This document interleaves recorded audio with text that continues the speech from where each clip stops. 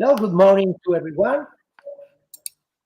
As the president of the Italian Association for Artificial Intelligence, I'm very pleased to welcome all of you and to inaugurate this novel initiative of the association, the Spotlight on AI. Well, the aim of this initiative, as you know, is to illustrate, explore, and discuss the current scientific trends, the challenges, the possibilities in our branch of in all the branches of artificial intelligence. The seminars will be held virtually on the YouTube channel of our association, and they will be held by leading Italian researchers as well as top international scientists. Well, the seminars are aimed at a broad audience, but we are very, very proud. We are very pleased to tell you that the seminar are also included in the Italian PhD program in artificial intelligence. In fact, we warmly encourage the attendance of young scientists and PhD students. Before introducing the very first seminar of this series, I would like to thank the board of directors of the Italian Association for Artificial Intelligence that stimulated and supported this initiative. In particular, I would like to thank the colleagues Chiara Ghedini, who is the vice president of the association, Marco Maratea and Giuseppe De Giacomo, that constitute the Spotlight Seminar on AI committee and that helped a lot in the organization and in the scientific coordination. We will have the time to discuss with you later, but I think that I do not want to take too much time for this introduction because this is essentially a scientific initiative, and I think that all of us are here because we want to listen to the seminar of our distinguished speaker. So let me start saying that it is really a great pleasure that this initiative is inaugurated with a seminar by a very good friend of the association and by one of the most prominent Italian researchers in AI, Professor Maurizio Lenzerini. The whole community knows very well Maurizio. All of us know very well Maurizio and his contribution to the field, and it will not require any presentation. So maybe just for the very youngest in the audience, I will recall that Maurizio is Professor of Data and Knowledge Management at Sapienza University of Rome. His research interests lie at the intersection of artificial intelligence and data management, with emphasis on knowledge representation, automated reasoning, knowledge graphs, ontology-based data access, and integration.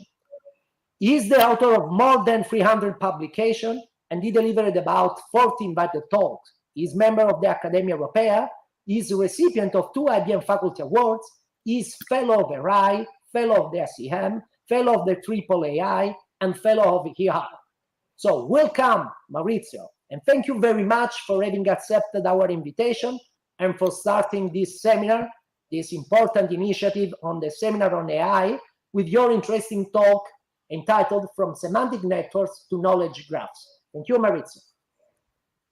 Oh, okay, thank you very much. Actually, my first duty is to really thank the Italian Association for Artificial Intelligence, both for the invitation, for this initiative, and also for the work done since 1988 to promote artificial intelligence within the Italian society, right?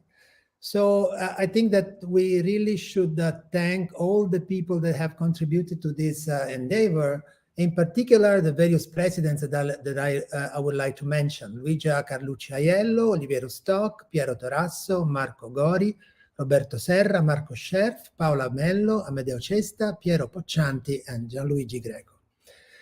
Okay, so I'm going to talk about one particular field of AI, which is knowledge representation and reasoning.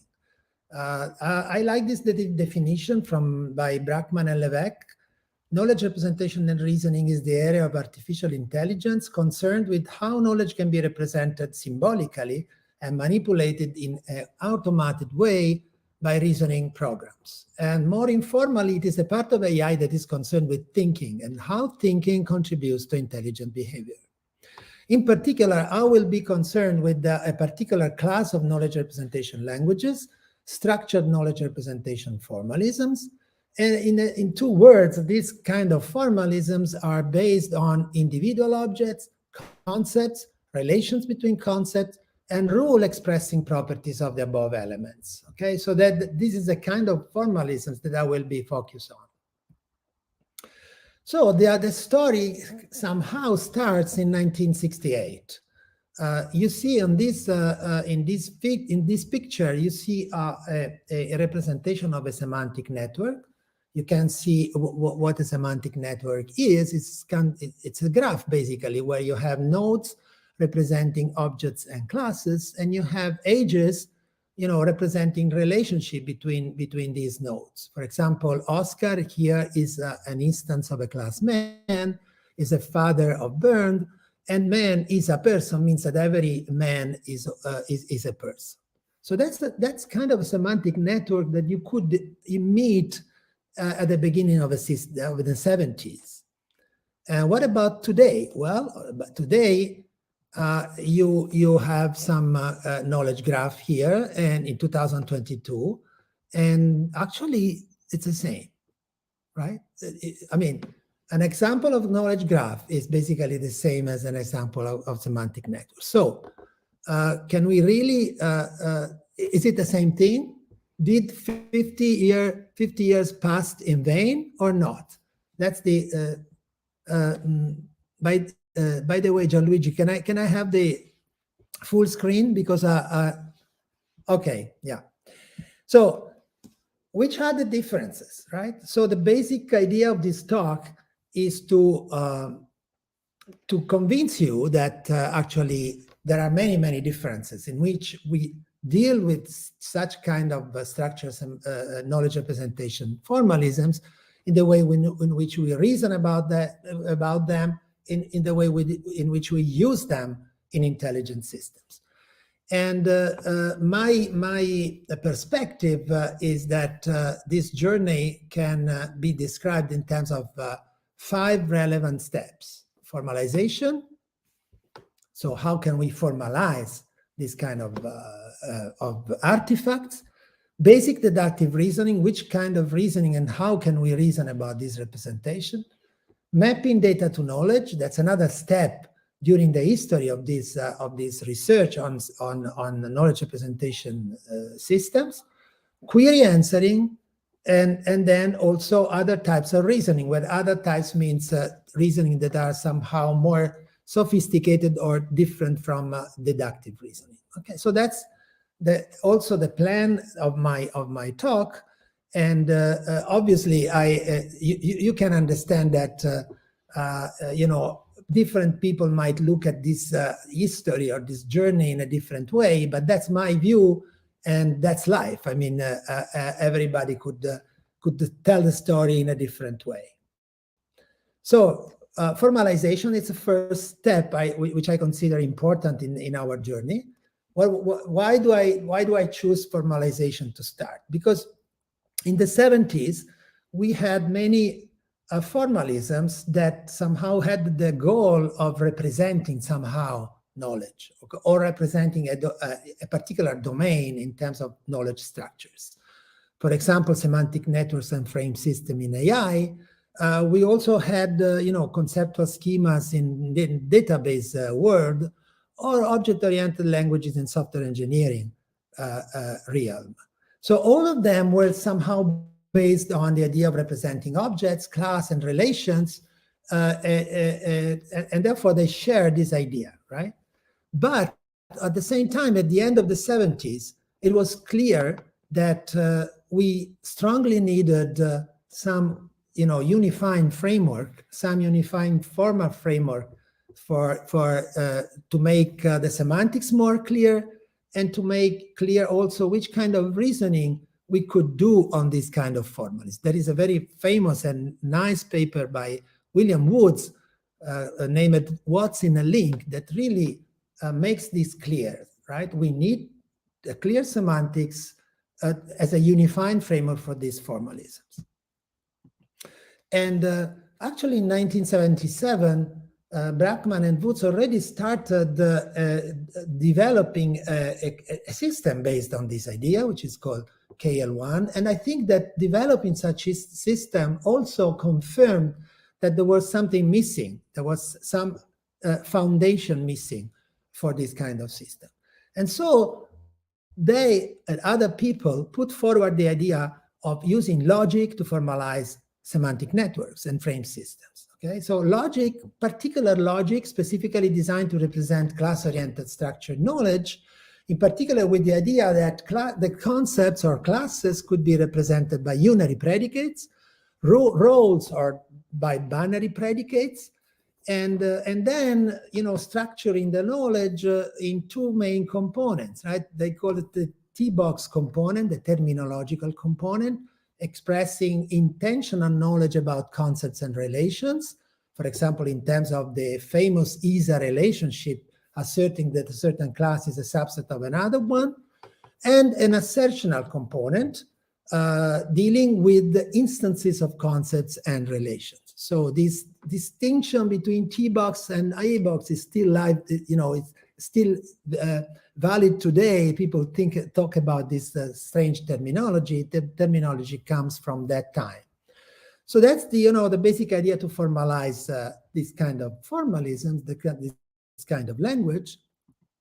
And this is made very clear in a seminal paper in 1984 by Brackman and Levesque called The Tractability of Subsumption in Frame-Based Description Languages. In that paper, it was clear that they were proposing to use description logics, this kind of specific logic, and also to focus on relevant deduction tasks.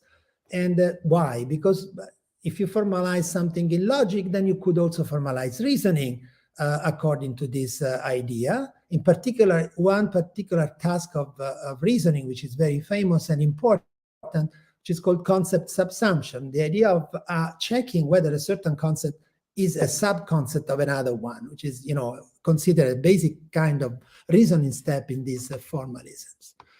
But the paper also put forward the idea of using computation and complexity in order to understand the intrinsic computational property of reasoning, right? That was one of the first paper somehow promoting the marriage between AI and computational complexity, right?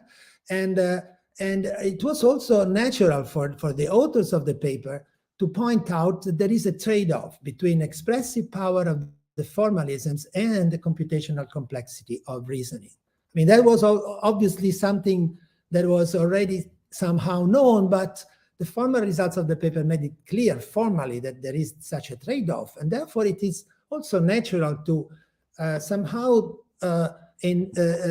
design language, or trying to design languages that are both sufficiently expressive to capture some domains, and then also tractable from the point of view of the computational complexity of reasoning.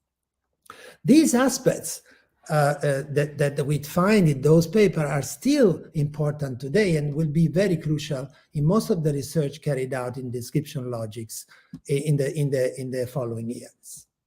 Okay, so second step is, from this formalization, it was clear that we could now really think about deductive reasoning in a new way. For example, to understand the computation, the feasibility of deductive reasoning. And the same paper, you know, addressed this problem. And I would like to really mention what the paper does. So first of all, the paper stems from the need of reasoning about frame expressions, right? Frame expression is something like this, right? Person having slots, child, son, and daughter.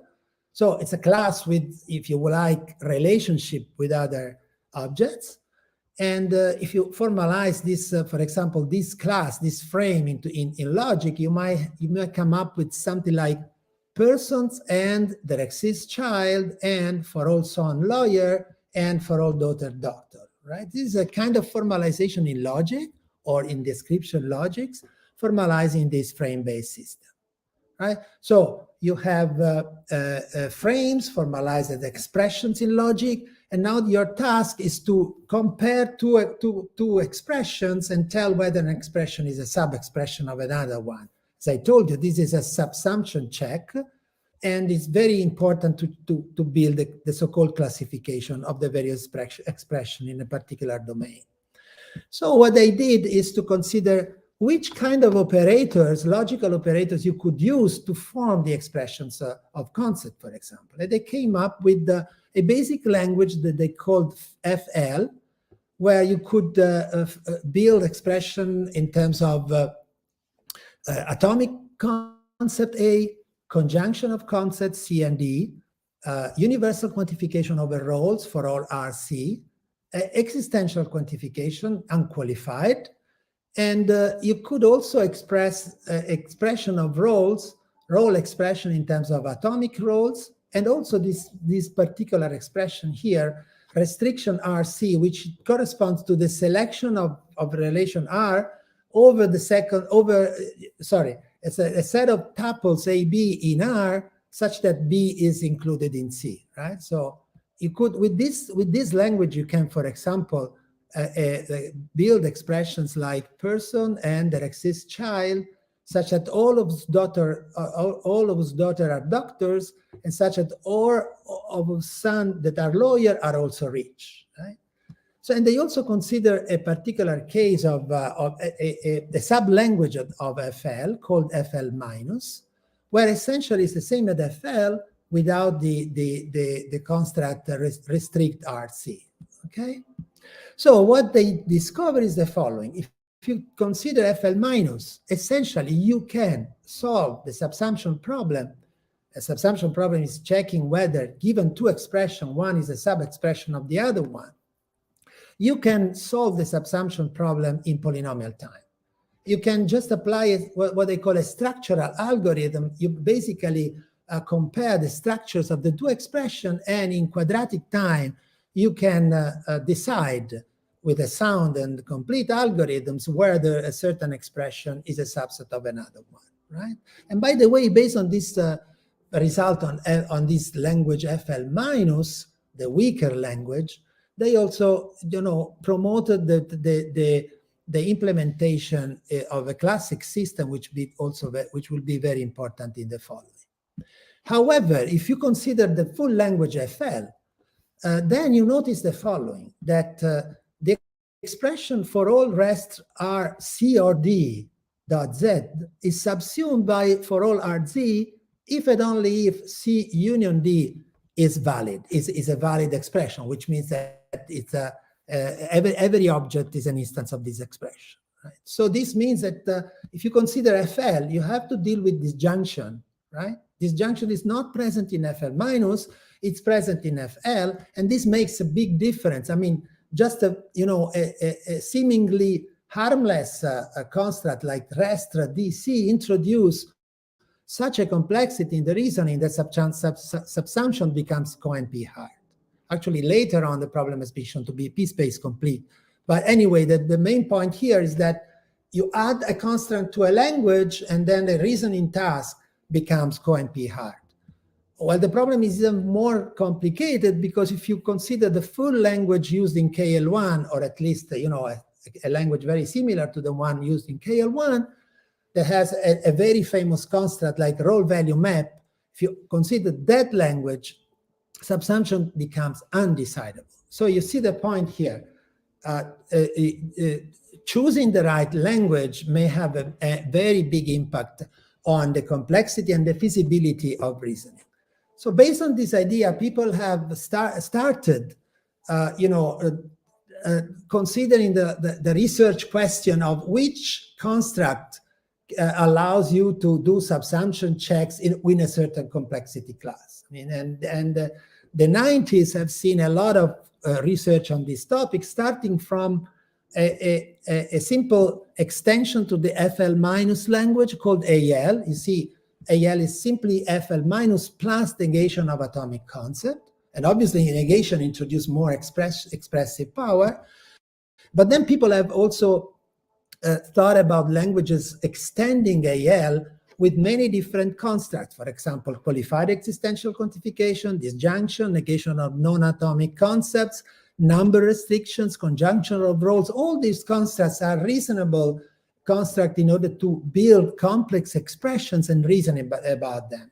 And by the way, people also introduce letters to denote such construct, and therefore they decided to form a lot of languages, right? Any combination of this construct, and that's why if you read the literature, you find strange names like ALUN, which means that AL plus union and number restriction. So people have done a lot of analysis of the complexity of all the constructs. And essentially, the main message that you find in all this work done in the 90s is that people have really understood the source of complexity that these languages introduce. And very roughly speaking, if you have disjunction or construct that allows you to somehow express disjunction, then you have a co-MP hard or co-MP complete subsumption problem. If you have qualified existential quantification, that's another source of complexity.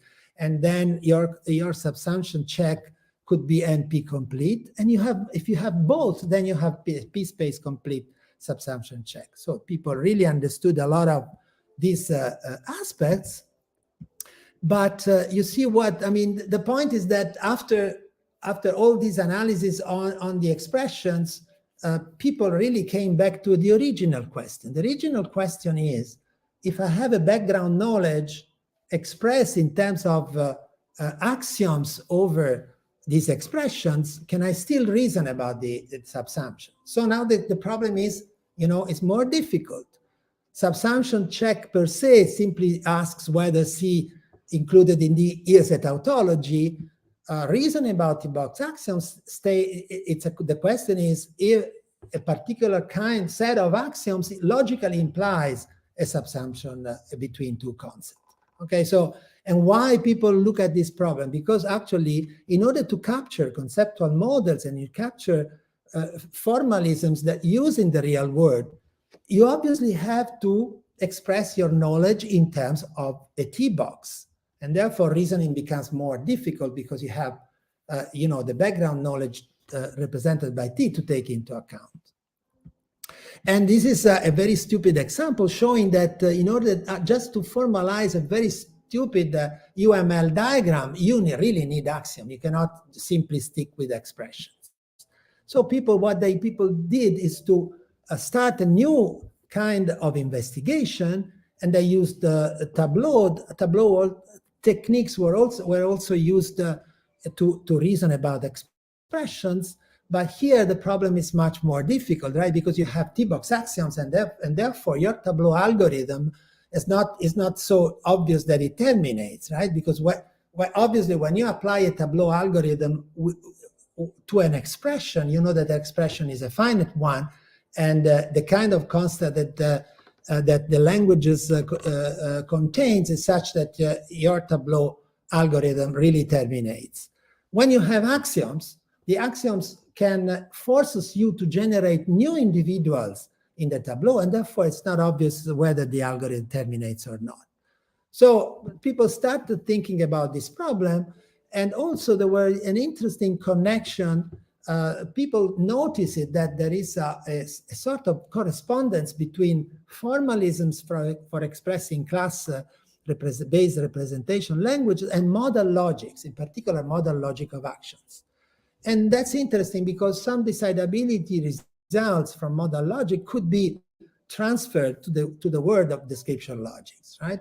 Although obviously, that particular kind of techniques was based on automata, and therefore it was not obvious whether they could be applied in practice. Anyway, decidability results were already important at that time.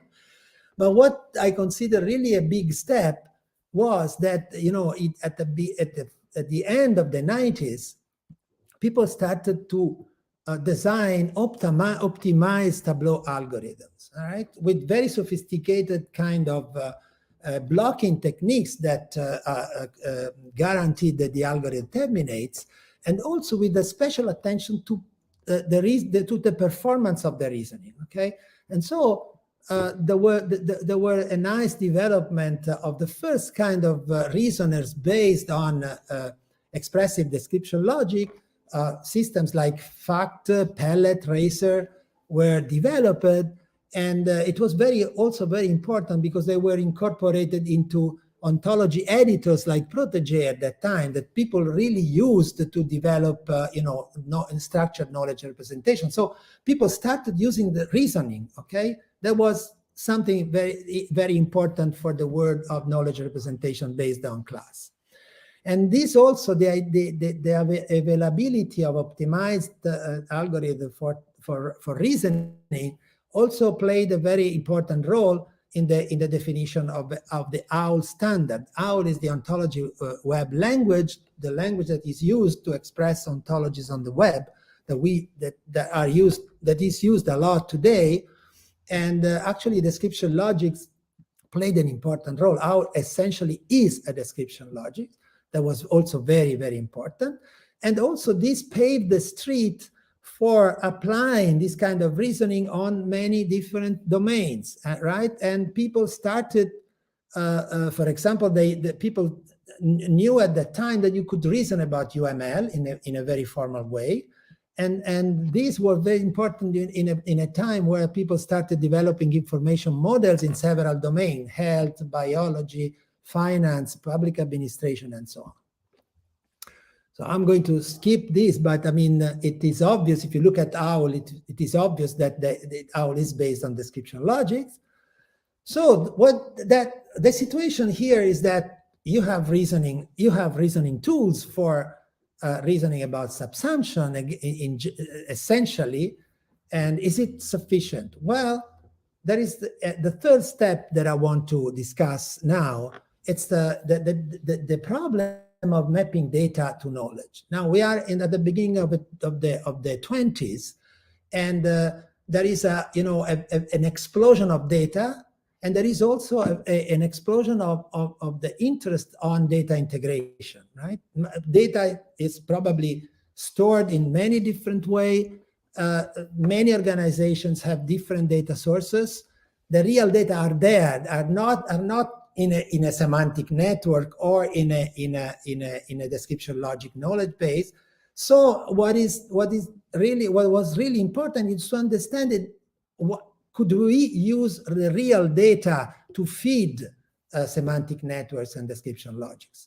So this idea led to the concept of ontology-based data management. It's an attempt to link all the research done on ontologies and description logic knowledge bases to the real world, where the real data are.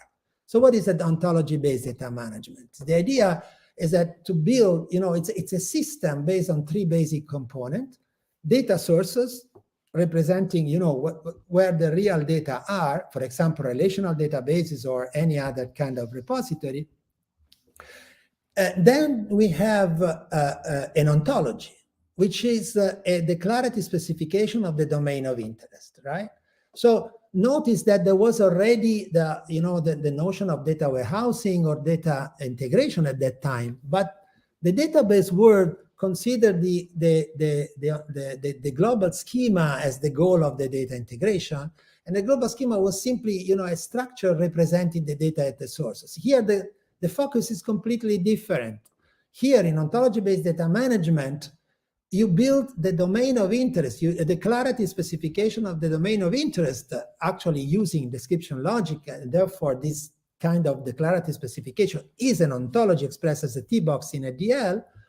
And then what is the idea behind it is that then you link the data to the ontology by means of, again, assertions called mapping. Okay, so that's a shift, okay, in the sense that you can, the goal was to use all the kind of reasoning algorithms that have been developed in the field of knowledge representation in order to have a new way to manage data, right? Instead of just simply integrating data, you now have the possibility of managing data using an ontology, which is supposed to be a nice representation of your knowledge. So obviously the formalization, that we found in a semantic network is also present in ontology-based data management, and the idea is very simple.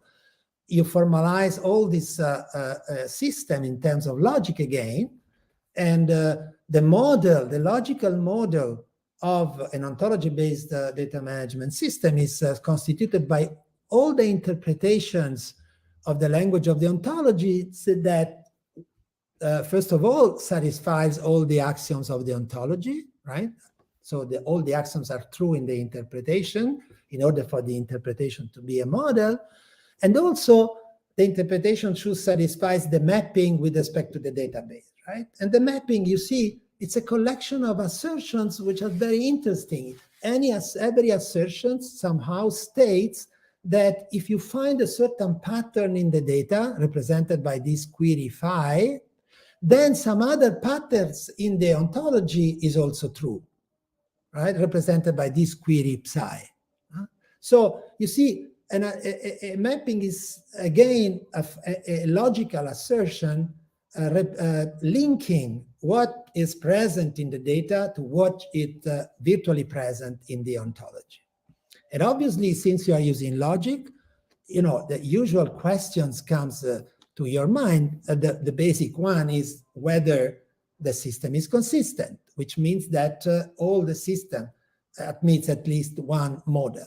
We will come back to this idea of checking consistency. So this is the example, one example of an ontology-based data management specification. We start from a source schema, right? For example, here we find in a very stupid example, you find three tables.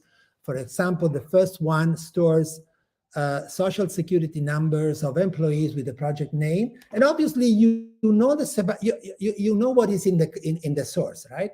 You know because you analyze the source, but these are really data at the sources. Then you build the model of your you build the ontology for your domain model, right? For example, here we have a very simple example of ontology constituted by very stupid axioms. And then you have the mappings. For example, the second mapping tells you that if you do the join between D2 and D3, then you have the data feeding the concept employee and the relation salary, right? So obviously, building this kind of specification is not trivial, right? But you know, at the end of the story, if you are able to build it, then you have a lot of benefits. The first one is that you can hide the complexity of the data sources. And now you could query the system by means of queries over the ontology, right? Over the unified representation, which it could be and should be very close to the user, because the domain is a representation of the domain rather than the representation of the data sources used in the application.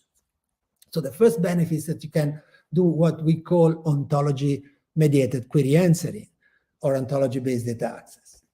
An ontology-based data quality also is very important. So this kind of architecture can now promote the idea of checking the quality of your data. And maybe you are aware of the fact that data quality is a very important topic, but not all the work done on data quality is formalized. Here we have a formal definition of data quality, or at least we have the possibility of referring to a formal definition of data quality. For example, you could formally define what consistency is, right? What consistency is simply the possibility of having at least one model in the logical sense. But also other kind of quality, accuracy, or completeness could be expressed in terms of services over the ontology-based data management system. Cleaning also, repairing data, it could be done with the help of the ontology, with the help of the representation of the domain. Many other aspects could be now, in principle, done using the ontology. Obviously, you have to build the services that that supports this kind of activities. And I think it's easy to understand that the basic one is query answering, right? And indeed, that's my next step in our journey. So people really started thinking of query answering. If you remember the kind of reasoning tasks that I was referring to in the previous slide was kind of subsumption, right? Checking whether certain subsumption is logically implied by the ontology. Now the shift is very big. we would like to answer queries posed to the ontology. That's completely obvious. Even the decidability for for the various logics, if it's query answering is decidable.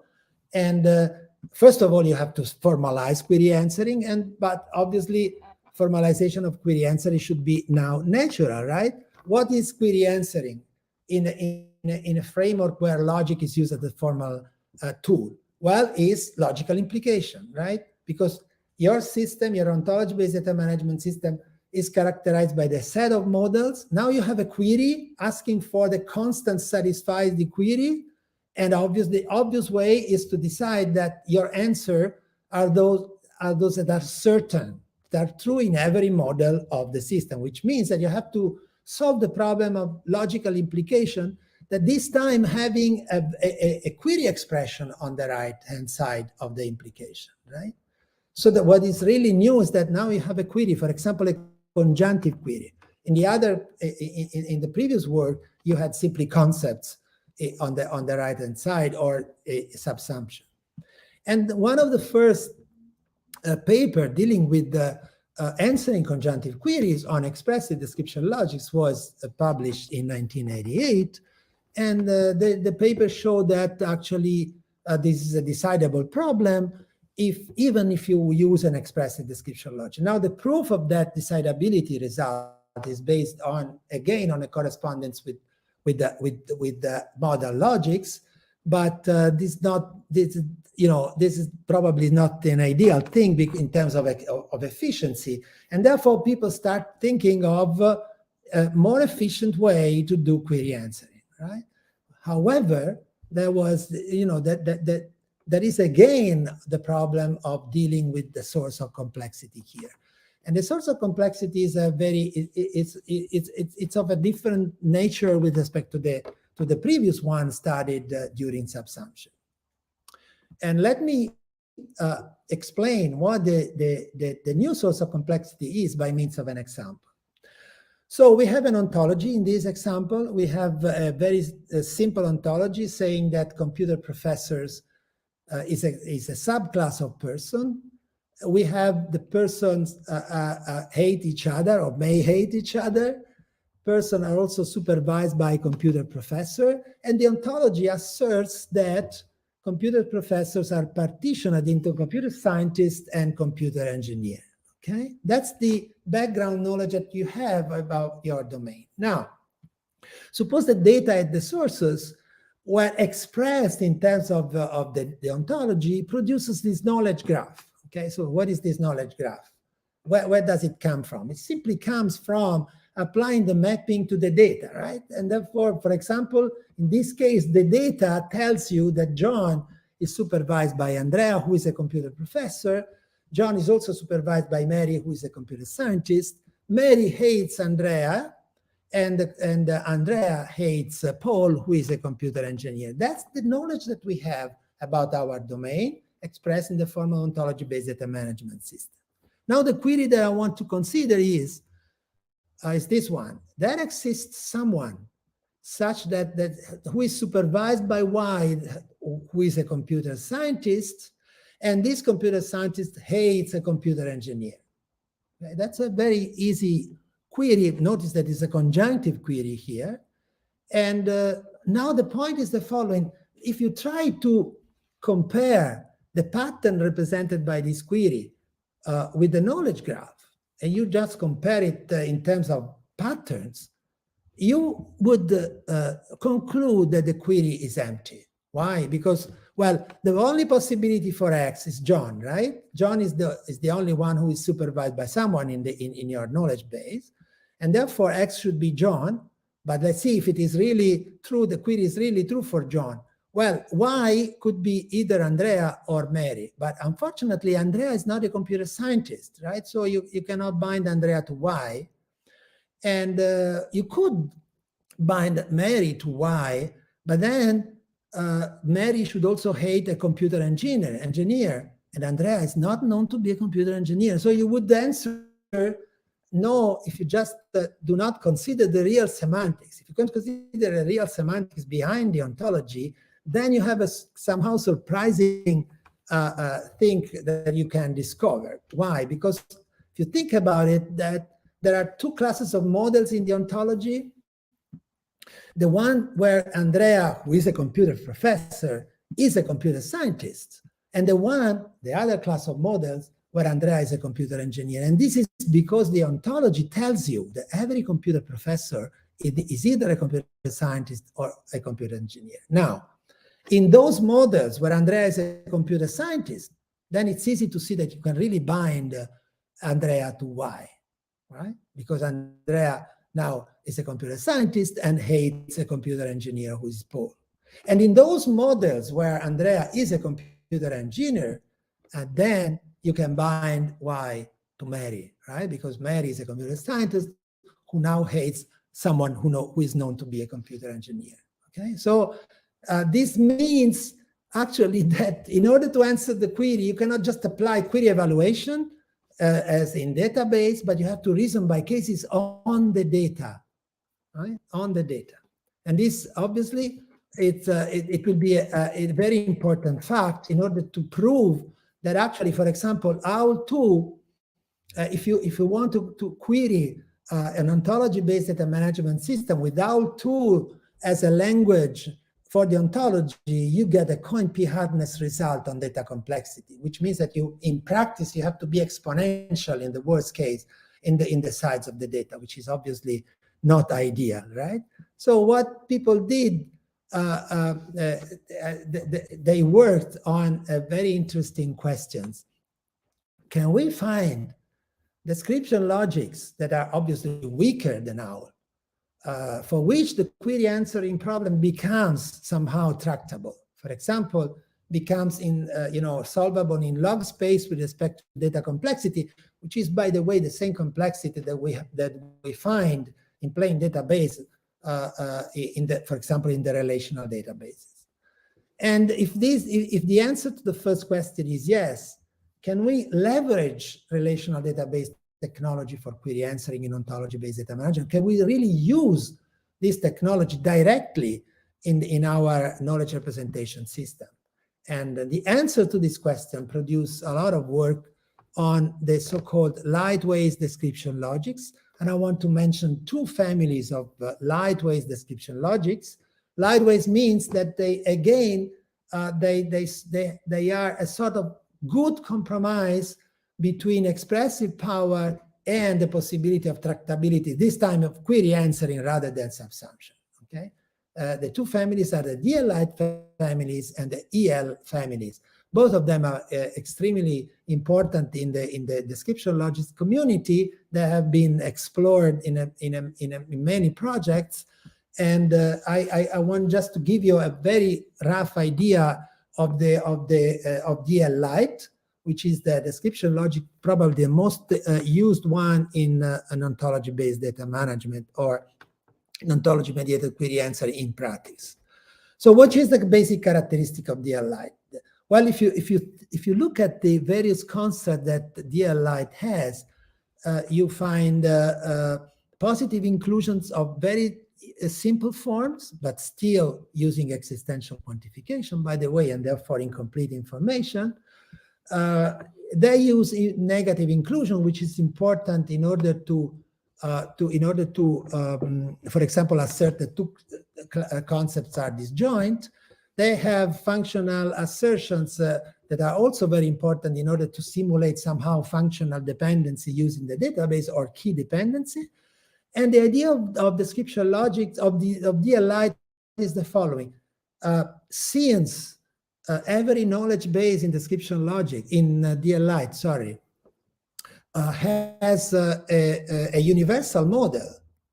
And the notion of universal model is very important because a universal model is a model somehow representing all the other models. What you can do in principle is to answer queries by evaluating the query over such universal model, right? So in some sense, instead of reasoning about many models, you could concentrate on a particular universal model. Now, the point is the universal model in general is infinite, and therefore people have come up with an interesting techniques that instead of building the model and then evaluating the query, they work on the query, right? And they reformulate the query, they rewrite the query in such a way that the result, the rewritten query, can now be evaluated over the data.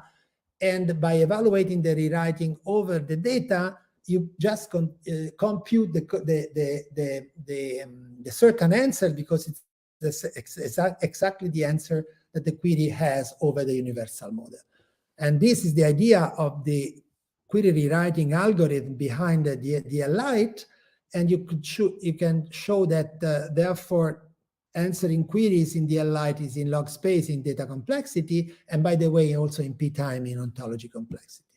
So people have then, by starting from this kind of results on the lightweight description logics, they started also to think in terms of many other query answering problem, like for extension to the basic language. I can only mention very briefly, for example, introducing the back semantics for this language, or introducing aggregation operators and counting. These kind of results are still very important today, these days, right, and these years. You could also think about using the reasoning capabilities of the logic for explanation and provenance. For example, you try to explain the reasoning that you have done, or you can also think in terms of what happens if the whole system is inconsistent. Can you just are you just forced to give up, or you can do something? That there is a very interesting kind of work done on inconsistency tolerant query answering and on data cleaning. And again, data quality checking, right? As I told you, this is something that you can develop, right? Techniques for data quality you can develop once you have query answering capabilities in your system, and many others. I do not have the time to discuss all of them. I just want to very briefly noticing that one of these characteristics, meta reasoning and meta querying, is very important if you really want to use description logics, and in particular DLite, in order to deal with knowledge graphs.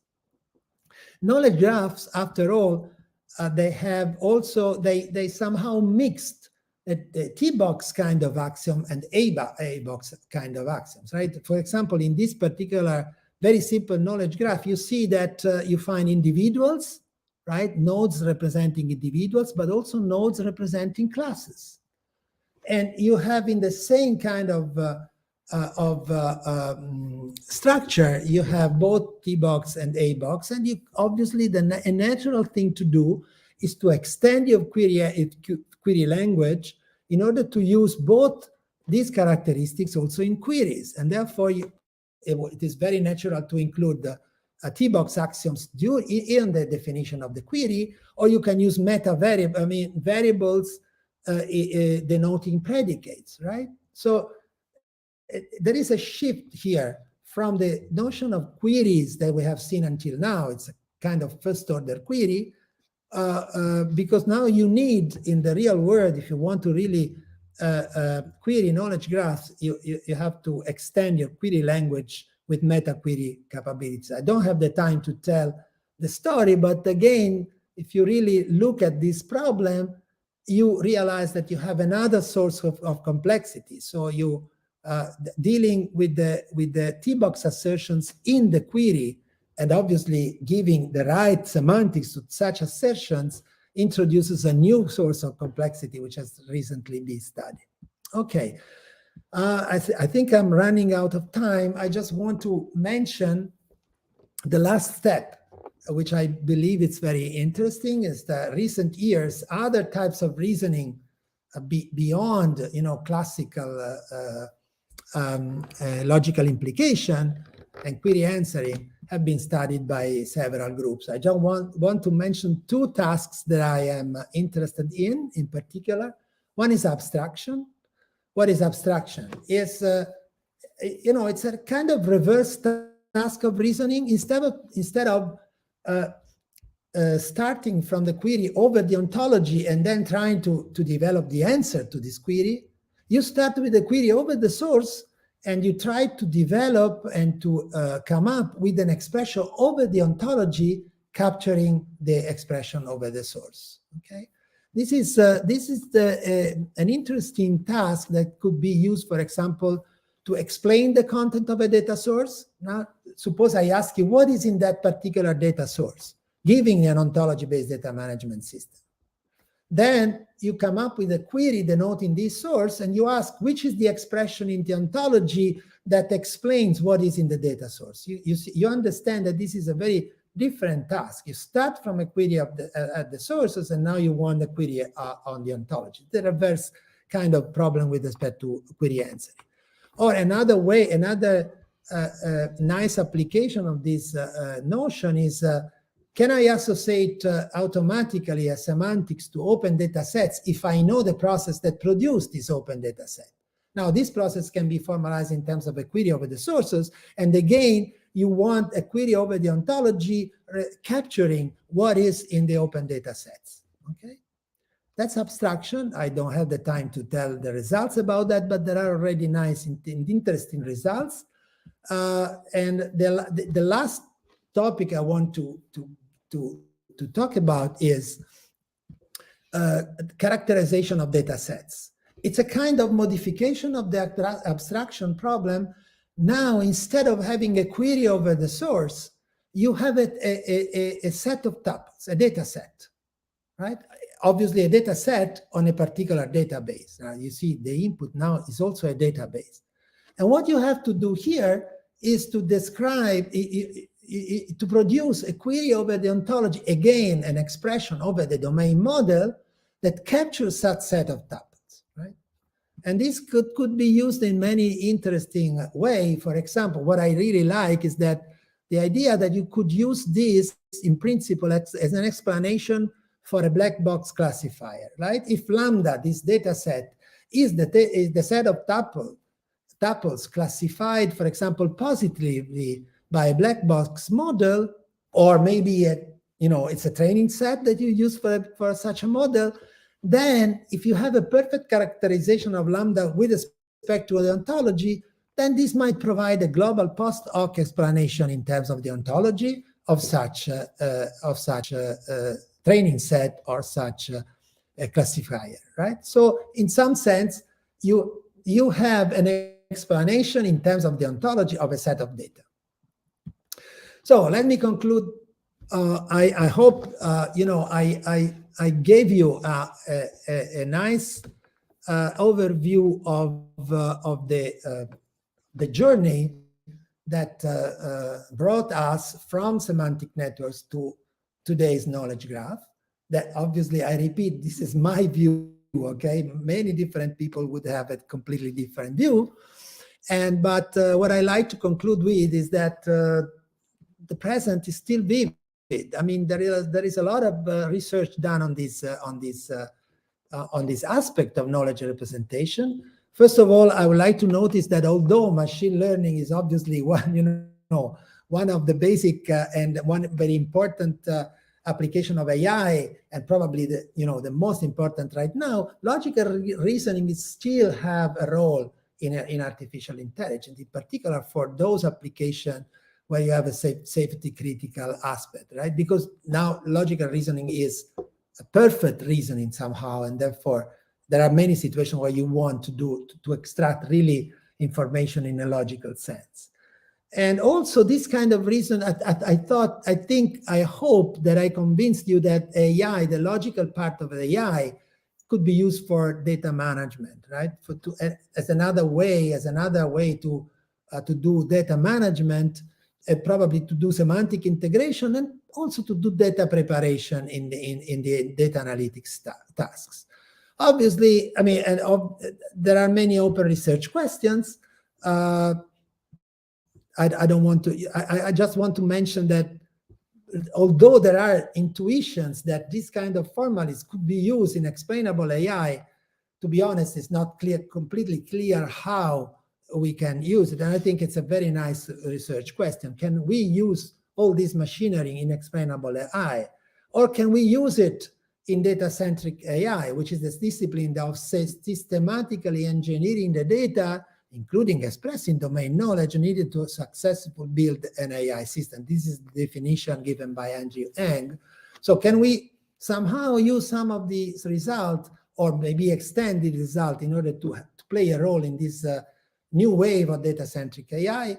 And more generally, I want to conclude with the problem that many people mention in AI today, combining deductive and inductive reasoning. Okay, so that's a very important problem. I would love to say that I know how to solve it, but I will leave the question to the people who will follow me in this great event of Spotlight AI. Thank you very much for your attention. Thank you, Maurizio. Thank you for this very exciting journey. So we already collected a number of questions. I would like to start with one question, which is rather technical. So you have the slides and you can have a direct look at it. So Giancarlo Guizzardi, hi Maurizio, thanks for the great talk. Could you go back to the slide that you skipped on interesting new results regarding abstraction? It would be great if you could say something about that. So thank you for the question. So let's start from this. Okay. So the question is which kind of results we have on abstractions? Yeah, if you could say something about that. So interesting new results about abstraction. Okay. Well, okay, first of all, if you look at the problem of abstraction, you immediately understand two things. One, computing perfect abstractions in a very simple context is undecidable. Second, there are cases where a perfect abstraction of a particular query does not exist. So how do you deal with this problem? Well, what we did was to weaken the definition of perfect abstraction and try to look for approximations and sound and complete approximations. Okay, so the point here is that if you look at this, the problem of computing now approximation of abstractions, obviously one of the first things you ask yourself is, which language should I use for expressing abstraction, right? And what we did is the following. We decided to look for sound or complete abstraction that are the best in a certain class of queries, okay? And an obvious class of queries to consider is the union of conjunctive queries. So you might ask, given a query at the sources, QS, which is the best union of conjunctive queries on the ontology that capture QS, okay? And we have results about that, in the sense that, for example, the minimally complete abstraction you can always compute. And on the other hand, maximally sound abstraction may not exist, and in general, we do not know how to compute if it exists. But then you might ask, which is the best approximation in another class, for example, a monotone queries. And we have a nice result saying that actually the maximally sound and the minimally complete monotone abstraction of a query QS always exists, are computable, and can be expressed in a particular language that we define. It's a language combining disjunctive data log with some epistemic operators over the ontology. If you use this language, you can always compute a maximally sound and a minimally complete monotone abstraction. And actually, you can even check whether, for example, the minimally complete monotone abstraction is perfect. Okay, so although sometimes there is no perfect abstraction which is monotone, in the case where it exists, you can compute it. Okay. Thank you. Thank you, Maurizio. So we have further question. So we have two questions by Moshe Vardi. So here is the first question. Many of these ideas seems to have been explored in database research earlier. Could you comment on this? Moshe, I had one slide with exactly this connection, but as Chiara knows, I have original 2,080 slides to show, but she asked me not to do that, so I cannot. So that's a great question. Actually, there was also your name on the slides because there is a connection between the structured knowledge representation languages and, for example, the database dependencies, right? Database dependencies studied in the 80s. Now, there is one difference that in those cases, the database dependencies were actually considered as integrity constraints, and reasoning about that had the idea of, as the goal of checking, for example, the quality of the schema or helping in query optimization. But anyway, the idea of reasoning about this kind of constraints is very similar to reason about for example, subsumption. And in fact, there are people that have continued the line of reasoning about database dependency with the idea of considering existential rules, which can be seen as as a continuation of this field. So there is a lot of connection, but there is also some differences. One of the key points here is that in the knowledge representation area, what you really want to do is to use the axioms during query answering. You want to use the axiom to derive new knowledge. That was not always the case in the world of databases. But as you probably know well, now things are very, very mixed, and we find, for example, data log formalisms that extend the light. So, the word now is we live in a globalization, and therefore databases and knowledge representation are somehow, one unique thing. Thank you, Maurizio. There is one further technical question, I think, related to the result about abstraction. Aldo Riccioppo is asking, the results we have to date, therefore, concern only the membership and not the completeness of the problems? No.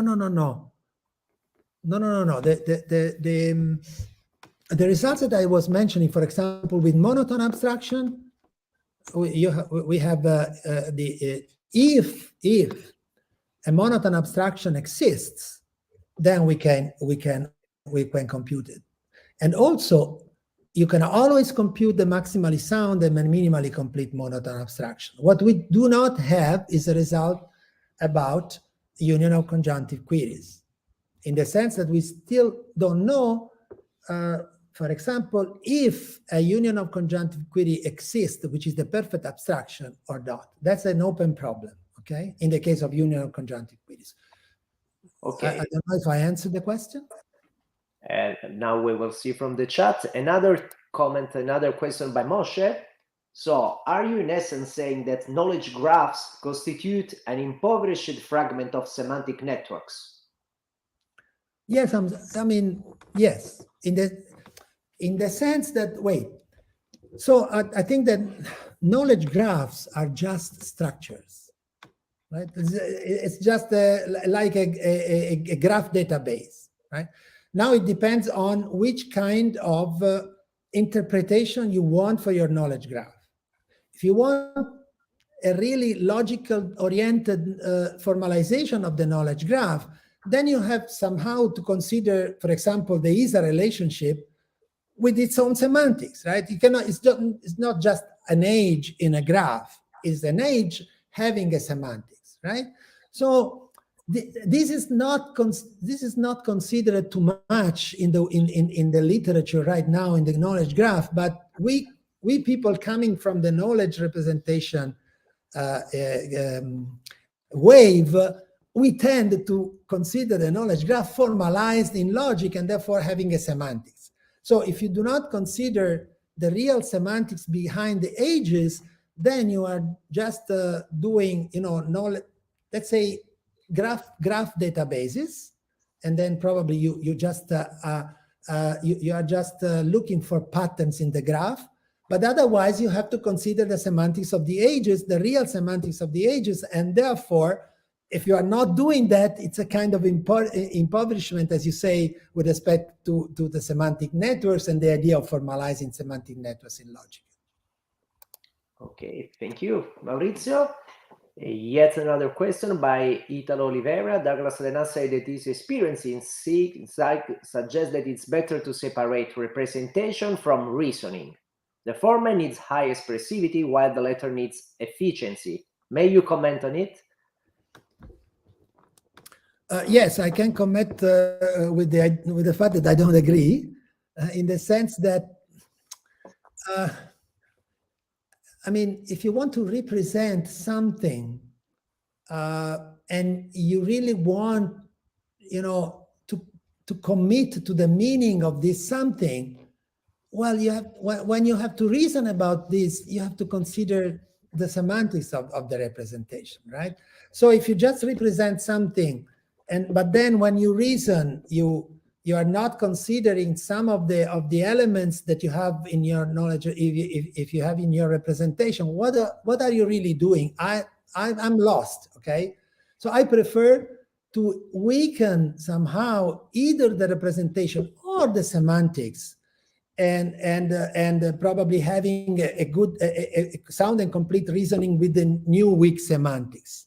Okay, so that's my attitude. Okay, otherwise there is no connection between your representation and what is your reasoning. You never know if you are doing a good, for example, if you are doing a sound conclusion or not, if you have a sound conclusion or not, and so on. So I would prefer another approach by trying to weaken probably the semantics and having algorithms sound and complete with respect to the new semantics. Okay, thank you, Maurizio. I don't know whether Giuseppe or Chiara have some question for you.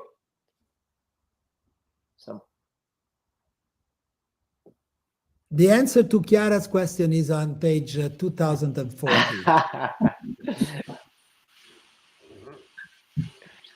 Well, actually, I have a curiosity on. I mean, after all your work,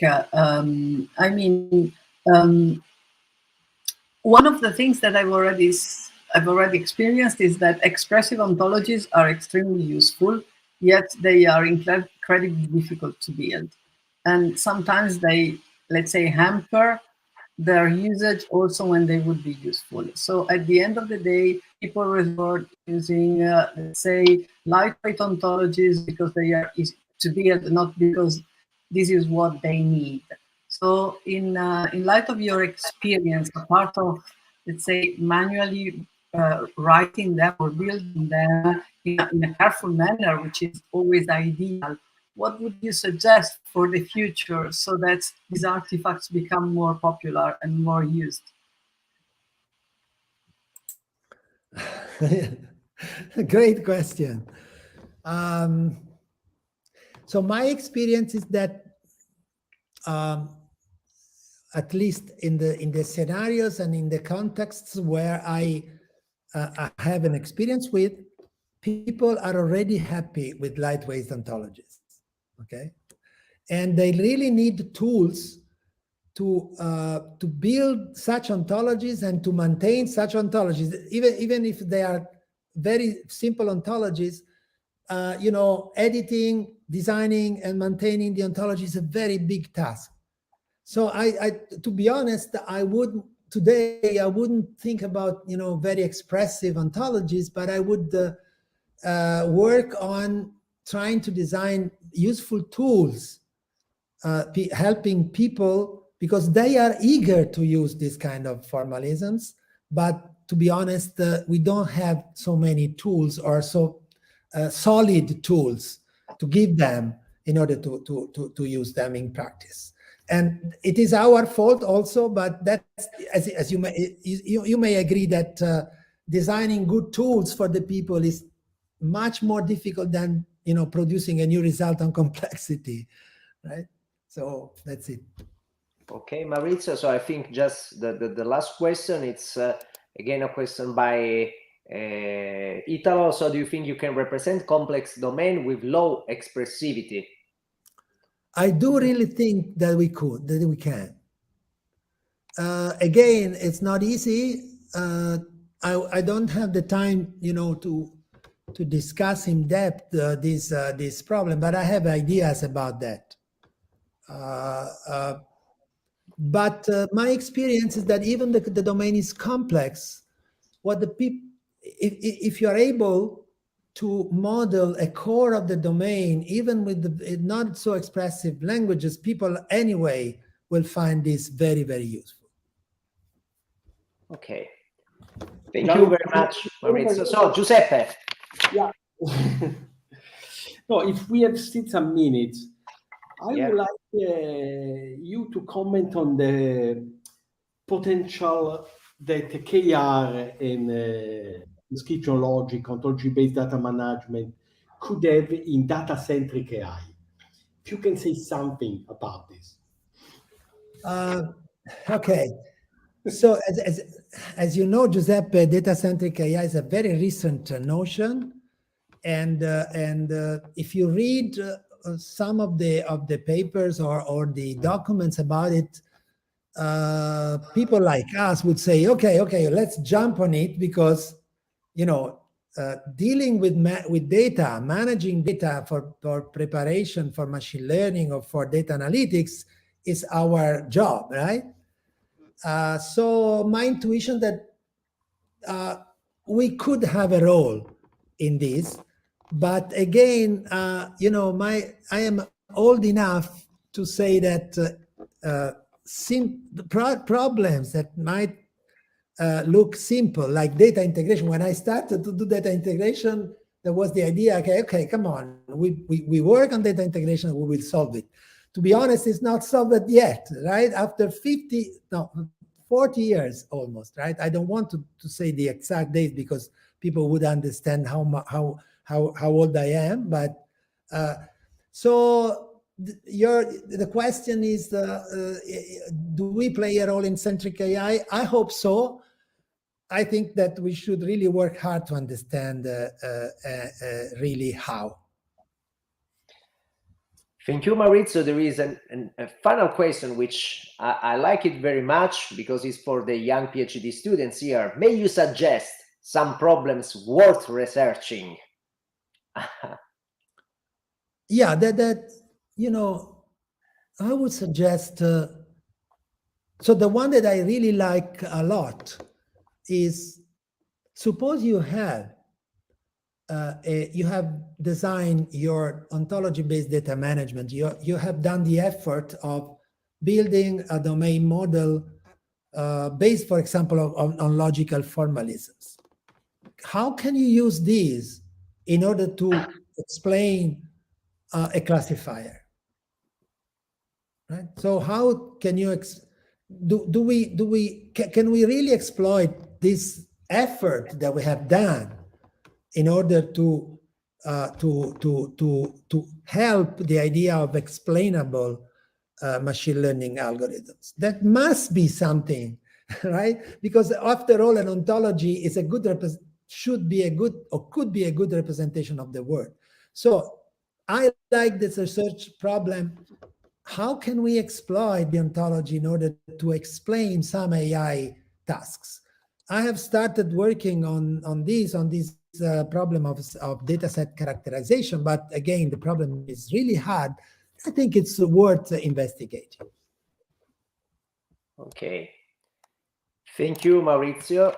So I think there are no further questions. No, there was a question by Moshe. Yeah, Moshe proposed a question to address. Okay, I'm too tired to answer. What do you comment on it? I'm too tired to answer. Okay, I know the answer, but I'm too tired. Okay, but Moshe will have, you know, Moshe will be our third speaker, so he can comment on this. Okay, so thank you, Maurizio. So before closing, I want to say that for those students who need a certificate attendance for the live event, for some reasons, you know that this will be in any case recorded and you can find it on YouTube. In the next few minutes, please fill the request form, which is available there on the link. So thank you very much, Maurizio. It was a really pleasure of having you here. I thank you again, the committee, Chiara, Giuseppe, and Marco. So very great talk. I enjoyed a lot. Also, the people enjoyed a lot. So thank you again very much. We started in the best way I could imagine this novel initiative of the Italian Association for Artificial Intelligence. Thank you. And thanks again to the association.